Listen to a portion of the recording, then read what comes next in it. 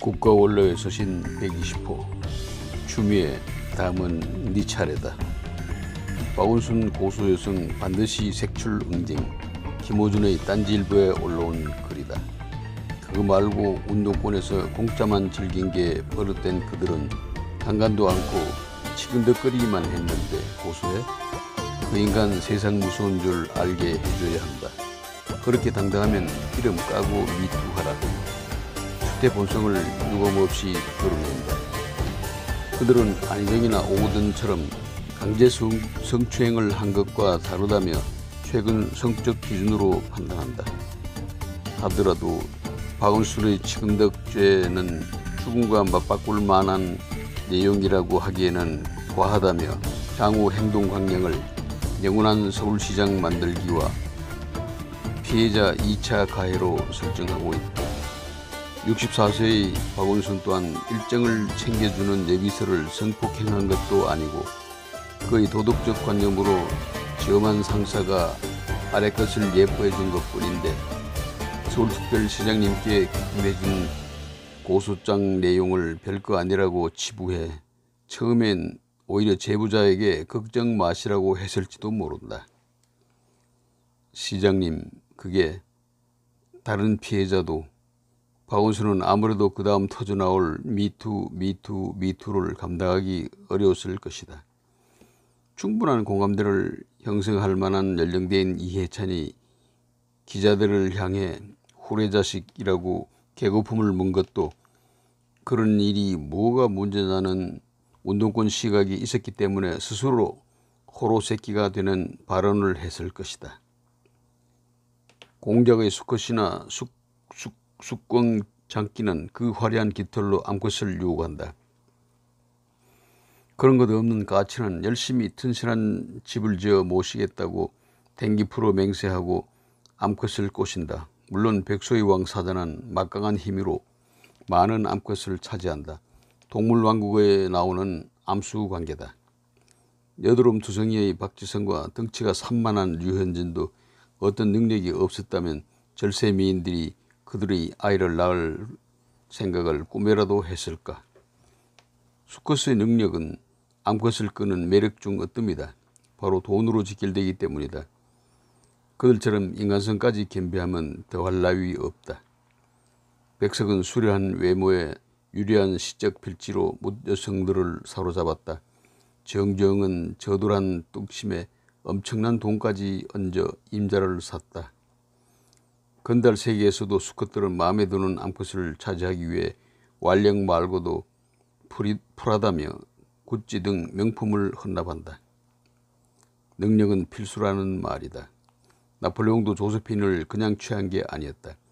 숱한 연애 편지는 물론 울고불고 사정했다. 권세가 관심을 끌만한 건 분명하지만 그렇다고 사자가 토끼 한 마리를 잡을 때의 극진한 정성이 수반되지 않으면 마음에 드는 여심을 잡는 건 결코 쉽지 않다는 말이다. 능력 범주다. 당대의 내노라 하는 역술인들을 아래로 보는 81세 이른 교대역 법무부인 김선배는 지금도 현역으로 재산이 수백억을 넘는다. 신체 나이 54세라는 그는 전륜의 정력까지 타고났다. 아직도 준수한 외모에 사주팔자 보기에 능하니 미래를 궁금해하는 여성은 흔들리기 십상이다. 지금까지 500여 명 이상의 여인과 사랑을 나누었다고 했다. 하룻밤 풋사랑이 아닌 사랑. 그때마다 진지하였고 그 인생은 아름답다는 현재 진행형이다. 마음에 드는 이성에게 건네는 첫 작업은 등에 큰 점이 있다 같은 비밀 알아맞추기다. 이어서 과거를 쪽집게로 집어주는 운명학이 등장하면 상대는 넋이 나간단다. 날마다 그대만을 생각하고 산다면 거짓이라 말하겠지만 하루에도 몇 번씩 불쑥불쑥 생각 속에서 파고들어 미치도록 그립게 하는 걸 내가 어찌 하겠습니까? 남모를 깊은 병이라도 든 것처럼 아픔을 감당할 수가 없습니다. 이런 진정어린 연서도 필수다. 그리고 근사한 저녁을 대접한다. 물론 본인과 운명적인 관계를 갖고 타고난 상대에게 공들이기다.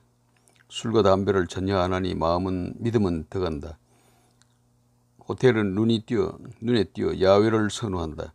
꽃보다 아름다운 사랑은 어벙하고 유치했던 청춘을 뒤로하며 노을진 황혼을 물들인다. 그의 배려는 여기서 끝나지 않는다.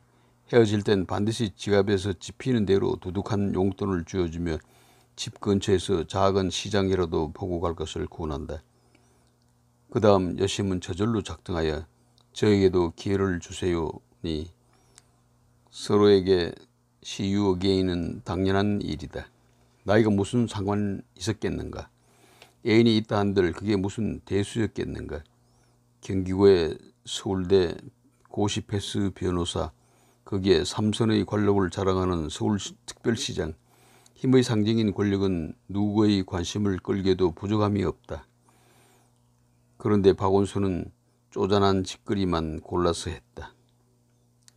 불쑥불쑥 생각 속으로 파고드는 상사병 심사를 어찌할 수 없다는 걸 누가 모르겠는가.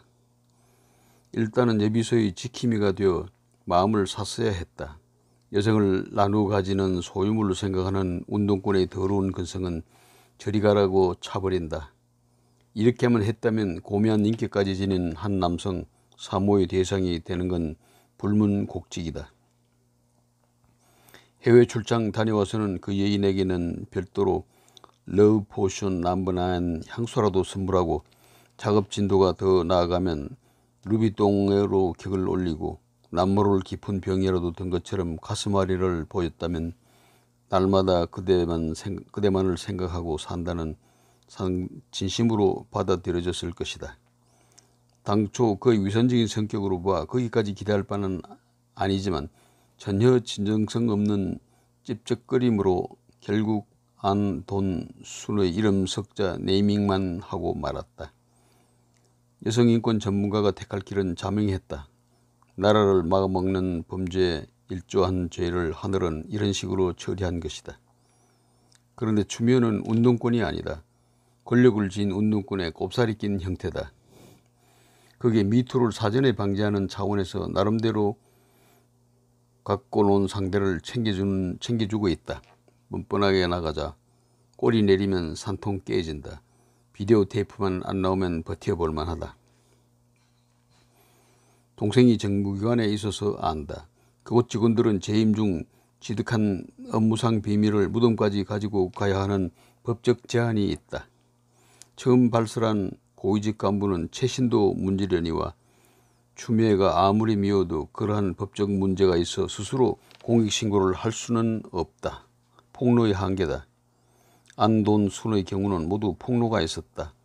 그전에는 한결같은 대한민국의 미래는 깨끗한 자기들 몫이었다. 발각되고 나니 발칵 뒤집혀 팬티까지 벗겨진 볼성사나운 모습이 세상에 터져나왔지만 추미애의 운전기사는 그리고 아무 말도 하지 않았다. 출처를 명예훼손으로 고소하면 재판부는 최초 발설자를 조사하지 않을 수 없고 기원의 고위 간부였던 그는 압수수색을 당해 정부 누설 한계를 벗어나게 된다. 추미애는 그것을 안다. 그러기에 유튜버 11명만 그것도 당사자의 고소가 아닌 비서를 시킨 고발로 경찰의 조사를 받게 해 소금 순을 죽여놨다. 법무부 장관의 법치구롱 사건이다. 생명력이 남다른 잡초 같은 장관님은 조용히 있는 것은 성에 안 차 최강욱과 정치적 동거를 시작했다. 필요한 건 군검찰 비고시파 최강욱의 수명을 받드는 자세다. 특히 고시 낙방자들은 동병상련인데 추미애는 조국과 최강욱의 그러한 심사를 꿰뚫어 보았다. 스스로 별림은 서울시장을 건너뛰어 대선으로 직행이다. 피의자의 신분으로 당당하게 조국을 떠받들며 배지까지 따낸 당찬 근성 윤석열 따위는 깜냥도 안 되게 짓이겨버릴 수 있는 충분한 파트너다. 둘은 합세하여 사상 초유의 초안과 본안 두 개의 공문서를 만들어 배포했다. 놀란 법무부야. 그러면 안 된다는 법이라도 있는가. 달님이 시켰는데 국정농단이라니. 내가 곧 법이건을 왕명을 어기는 신하는 없다. 그 먼 유착은 있었다면 있는 거야. 대깨문들이 박원순 예비서 괴롭히는 거 보라고. 걱정은 짐을 싸라. 이재명만 뭉개버리면 이젠 끝이다. 도지사랍시고 박원순이 죽어주니 형님 고맙다고? 천만의 말씀이다. 나는 로맨스였지만 너는 불륜이다. 대법원 판결도 아직 남아있다. 그걸로 끝이야. 살아남는 자가 강한 자거든. 안희정이 대통령 주화받으니 추미애 신이 났다.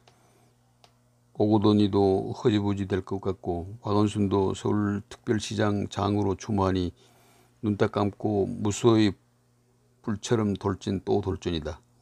추미애 하늘이 그리 만만하던가.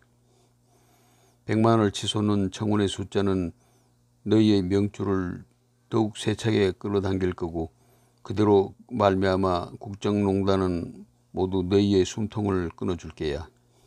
사주팔자에 나와 있대. 60년 만에 돌아온 2020년 경전전이 숨을 죽여 기다린다고. 우주의 법칙이라고. 2020년 7월 12일 그래 이번엔 네 차례야. 이호근 방송.